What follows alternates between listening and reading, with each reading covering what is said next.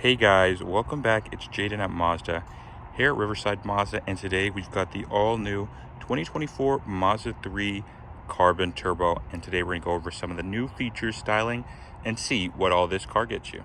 So starting off in the front with the styling, the first thing we're going to notice is we're going to go from the top down. The same overall design to most Mazda 3s of the 24 model year, but unlike the sedan and the hatchback, where they differ is this little grille surround is normally silver, but in this specific trim it looks like they've blacked it out, which helps it look a lot more sporty. And actually it's kind of like a black gloss versus a black chrome, because you can see a little bit of the sparkle and the paint there. Nonetheless, it looks really cool.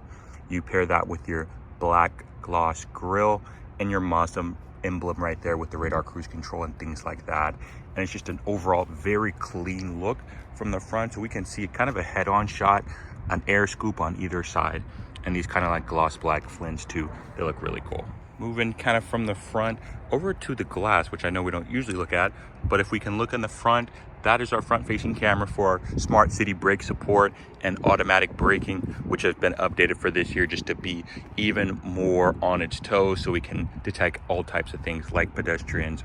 It's going to see cars, obviously, cyclists, whatever, to help prevent collisions. And I think that's really cool. Mazda makes safety a big part of their brand. But going over to the side styling, checking out the wheels, we get these same nice black 18-inch alloy wheels here on a 215 wide tire. So keeping tires, changing them out, that's not going to be too expensive. And of course, we're on the turbo. We're going to get the all-wheel drive setup, which helps put this 256 horsepower, 320 pound-feet of torque. It helps it get on the ground and transfer that power very, very quickly. Just taking a look at the overall side silhouette, of course, we're going to be rocking with this new color. They call this Zircon Sand Metallic. This was actually introduced on the CX-50, and it does have a little bit of pearl in the paint.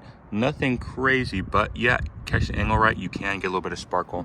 It kind of looks like a deserty color. We do get the gloss black mirror caps, and then you can see the silver trim right there that goes along the windows, and the gloss back A-pillars and C-pillars in the back, which look pretty nice, right? But the overall look, it looks pretty sporty from this side.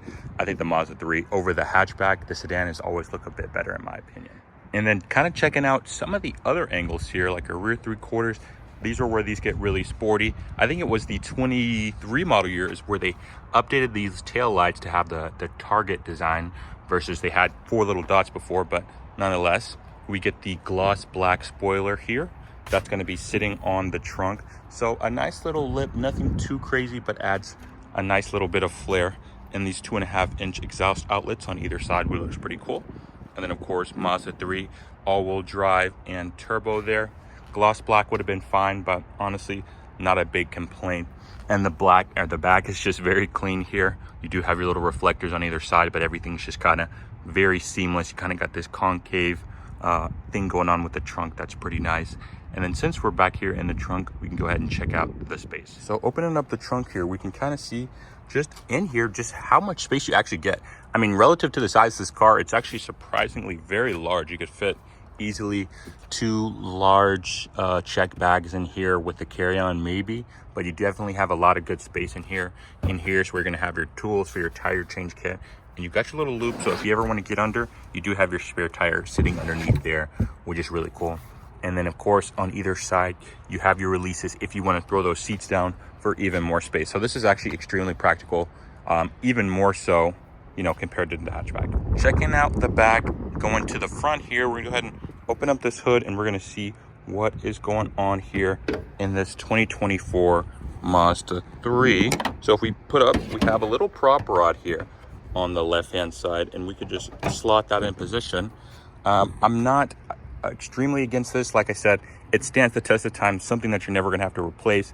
Obviously stress would be nice, but in the middle, this is what we're focusing on, that 2.5 liter Skyactiv G turbocharged engine that Mazda's been making for so long now. If we actually can take the cover off here, because you got 4 little pins there, we can see what's going on underneath, which is a lot of wiring, right? We do have a back mounted turbo. Like I said, these are making about 256 horsepower. That is if you're using premium octane gas. If you use less, then you get about 227. But you know, these are very stout powertrains, very reliable in what Mazda does with this active technology. You don't get a lot of lag, thanks in part to the dynamic pressure turbo. That's just going to allow for smooth, consistent power delivery. So it's almost not even like you're driving a turbo car. You feel the power, but it's very consistent and linear, like a naturally aspirated car would be. But on top of that, you're still going to get some relatively good fuel economy numbers for a turbo car with this kind of power. You're going to average about 27 miles per gallon. You're shooting about 30, 31 on the highway there, which is pretty cool. So we've seen all there is to see from the outside. So let's go ahead and check out the inside. We can see here though, we do have our keyless entry. It's only for the front and not for the back, but it's not a huge deal because this isn't really like a family car or anything like that. But we'll open this up and then we are greeted to this new terracotta interior. We can actually see on the door sill, we have Mazda3. This is the illuminated door sill. That's a factory option. They don't all come with that, but it's pretty cool. And then if we want, we go ahead and hop inside and see everything on the inside. So here we are on the inside of the Carbon Turbo Mazda 3. Got to check out some features, starting with the door here. So new trim, that's the first time ever actually in the Mazda 3, is this on the door. So this is like this ultra suede Alcantara with some soft touch behind it. Same thing, leather on the top of the door, leather on the arm of the door and the door pocket. Only part that's not leather is down here where your water bottles go, which is fine. But I really like this nice soft touch Alcantara. It's really cool, especially with this contrast orange, or they call it the terracotta color for the stitching. It looks really, really cool. And it kind of got the dark gray as opposed to like the flashy chrome. And I think it flows really well with this. You'll see the same thing on the upper as we go to the bottom half of the door with the stitching. This is leather, but this is going to be that nice Alcantara, and that wraps around to the dash here. So same thing, nice Alcantara with that contrast stitching, and then the dark chrome around the air vents on both sides. We can see that finish goes through the whole dash.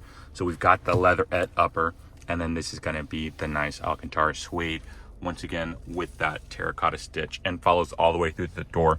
I think this is really cool. It's a new look for the Mazda 3, new feel, of course. Definitely adds a sporty vibe. I think a steering wheel with Alcantara as well would have been really cool, would have put it over the top. But, obviously for wear and tear, that stuff's not the greatest. Moving on from the dash to kind of the steering wheel setup here. So you can see this is going to be that leather wrap steering wheel with the dark gray contrast stitch. So it looks pretty cool. Kind of got the stealth vibe to it. But voice controls on the left hand side and adaptive cruise control on the right, which has been pretty standard practice for a number of years now with the Mazdas. Of course, in the middle we do have our 8-inch digital gauge, which we can cycle through a couple different displays if you guys don't like the all digital. It's kind of got a traditional tachometer look, but this is the one that most people are going to be using. And on either side we have the physical actual meters for the tach, and then the fuel gauge and temperature as well. But the big upgrade a lot of people are noticing is 24s is the increased size in the screen. So in the turbo and up models, that's when we're going to get the 10.25 inch display versus the old 8-inch display, which is, much needed. And then of course, we actually now have wireless CarPlay. So you can see my hands not blocking anything, no wires, nothing like that. You now have wireless CarPlay on the Mazda 3. And then of course, you can actually use this as a touchscreen. Only when you're in CarPlay though, Mazda wants to keep it pretty low key. So you could still use the touchscreen if that is your preference. It is fairly responsive depending on, what kind of phone you have. But it's nice to have that finally in the Mazda 3s. Definitely much needed. Some other things we're going to notice new, standard in a lot of the trims. Down here, we do get our wireless charging pad, which is really cool. They've kind of made these cup holders a little bit of a different design. But if we notice, same thing, contrast stitch goes all the way through the handle. And of course, leather down here, which is really nice attention to detail. Where your knee would rest, it's padded, so it's very comfortable. But if we open it up here, we now have USB-C with illuminated outlet, so you can see kind of where it's going in the dark. Just a long time coming for Mazda, so a lot of small, subtle updates for this new model year. And then of course, with the seats, that's going to be one of the main things which you're going to be sitting in. It's kind of a combination. So you're going to have that terracotta leather, which is going to be on the side bolstering, and then the headrest there, accompanied with the Alcantara / ultra suede black that goes along the whole middle of the seat, which is very comfortable. And kind of got this little strip here that you'll see in a CX-50. But what's interesting is they didn't do it along the length of the seat. So the lower portion of the seat and the lower back they didn't do. partially because I feel like they got some complaints on the CX-50 that little strip was uncomfortable, so they just didn't do it, but that's just my thoughts on it. But nonetheless, it's a very cool layout, and we have the same design in the back, which we can go ahead and check out. So here we are in the back seat. Off the rip, guys, you can see how much space there is. I'm sitting kind of how I would sit with me in front as a 6-foot driver. I mean, it's doable. Definitely would have to move the seat up front. You know, the foot room is fine. It's just the knee room is really cramped. But what's really cool, you still get the same cool design that you get in the front with that ultra suede and that black and terracotta stitch, even on the door handle here, and even up to the chrome accents on the window switches. That is nice attention to detail. Still though, for 24 model year Mazda 3s, no vents in the back, and then we do get an armrest if we drop that down, and cup holders, but no USBs. So the 2 USBs up there are all you get. It's a little bit depressing that you don't get anything back here, but since the cabin is so small, the air circulates very well. You're gonna see, of course, we got a nice moonroof. We can see the cloudy day today. No panoramic, just the standard size, which is fine. You know, it's not a huge car, but same cool design on the seats that you're gonna get in the front. So, I mean, overall, the back seat space is, you know, it's not the most friendly, but it is doable. You do have your ISOFIX points for child seats on either side, so that works. And then, of course, back seat storage pockets, not on the driver's side, just the passenger. So that's pretty cool to have as well. And if we take a look, we can kind of see how much headroom we have based off my height, just a couple inches, nothing crazy. All right, guys, so here we are driving the 2024 Mazda 3, and, you know, just from cruising speeds, one thing I love about this car is just the duality of it. Because when you want it to be just, you know, your normal, comfortable commuter car, this car is very comfortable. The ride, the suspension is a bit on the sportier side, but still pretty forgiving of the roads, and very quiet in here. So Mazda, of course, being that more premium brand now, that's a lot of their focus. But too, with the duality of that car, becomes the ability to, you know, flip it into sport mode, right? So the reaction time of the car is just, you know, really on, and it just builds power like nothing. And with these cars, what they have is called G Vectoring Control Plus, which just really helps out the turning. So you're really feeling, you know, significant reduces in body roll there, because it's gonna help with the engine torque and the distribution to offset that body roll, right? Which is pretty cool. And we're just going through, you know, kind of a bit of a twisty road here, and this Mazda 3 is just handling it no problem, even on this front wheel drive biased all-wheel drive system, you know. And the brakes, you know, for being OEM and manufacturer, are really responsive as well. So we take that tight turn, and it does it pretty well, and then it just powers out of the corner. And, you know, for this powertrain, you know, it's still rocking really solid. We do have a automatic here. They do make manual, but it's non-turbo. But in the automatic, it's not a CVT. It's going to be that traditional 6-speed automatic, which is why these things are built to last.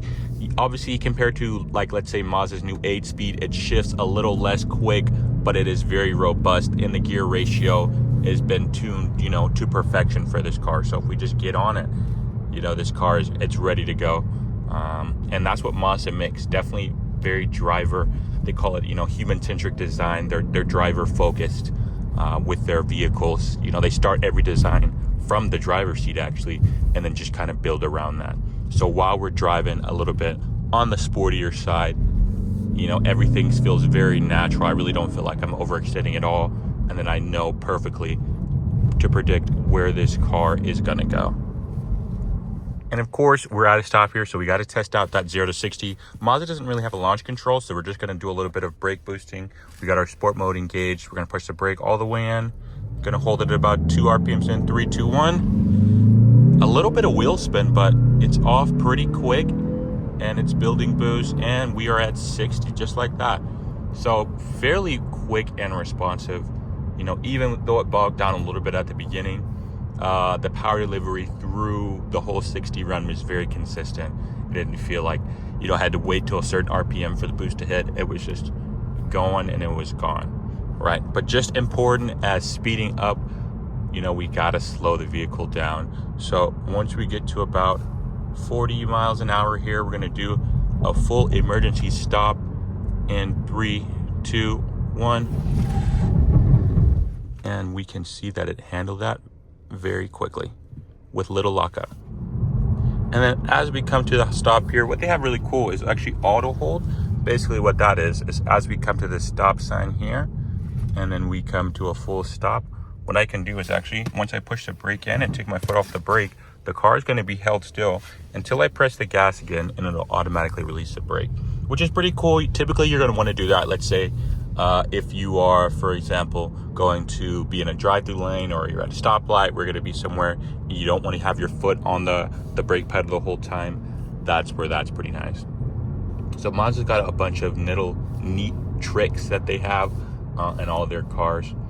But we know with the Mazda 3, it's getting a bit longer. 2019 is when they first introduced this car here. So we are waiting for a refresh, which I think is due within the next couple of years here. So we're really going to see what's going to come of that. All right, guys, so that was the review on the 2024 Mazda 3 Carbon Turbo.